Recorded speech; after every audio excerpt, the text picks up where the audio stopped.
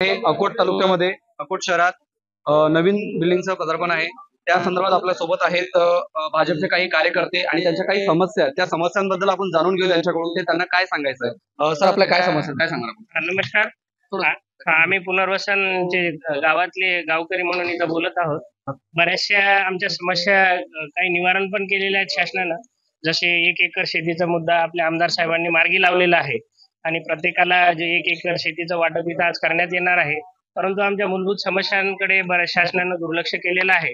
आमची या पटलावर विनंती आहे की मूलभूत ज्या काही आमच्या सोयी सुविधा असतील तर त्या शासनानं अगदी लवकरात लवकर पूर्ण कराव्यात. जसे जोड रस्ते, गावातील अंतर्गत रस्ते किंवा इतरही जे काही पाण्याच्या समस्या असतील, तर ह्या ग्रामपंचायतच्या बाबतीमधल्या समस्या असतील, त्याप्रमाणे काही उपक्रम सुद्धा शासनाने राबवले.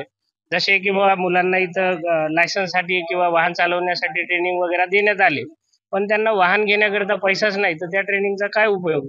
तर अशा ज्या काही स्कीम राबवल्या जातात, तर त्याच्यासाठी अर्थसहाय्य सुद्धा शासनानं दिलं पाहिजे, असं आमच्या या पटलावर आम्ही विनंती करत आहोत. आणि सर्व गावकऱ्यांच्या वतीनं पुनश्च आम्ही एकदा या समस्यांबाबत इथं तुम्हाला सूचित करतो की बाबा आमच्या मूलभूत सुविधा आपण लवकरात लवकर पूर्ण करून गावकऱ्यांच्या किमान ज्या काही अपेक्षा आहेत त्या पूर्ण कराव्या. त्याचप्रमाणे आपल्यासोबत सौदागर कांदे आहेत. आपण त्यांच्याकडून सुद्धा त्यांची प्रतिक्रिया जाणून घेऊया. सर, काय सांगणार? आपल्या काय मूलभूत सुविधा आहेत? ज्या मुलांना लायसन काढून दिले आणि ड्रायव्हिंग हे दिले प्रशिक्षण आणि त्या देऊन त्यांनी वाहन देतो म्हटले होते सबसिडीवर 5 लाख रुपये देऊन. काही मुलांना दिले आणि काही उर्वरित मुलं राहिले, यांना देण्यात यावे अशी आमची विनंती आहे.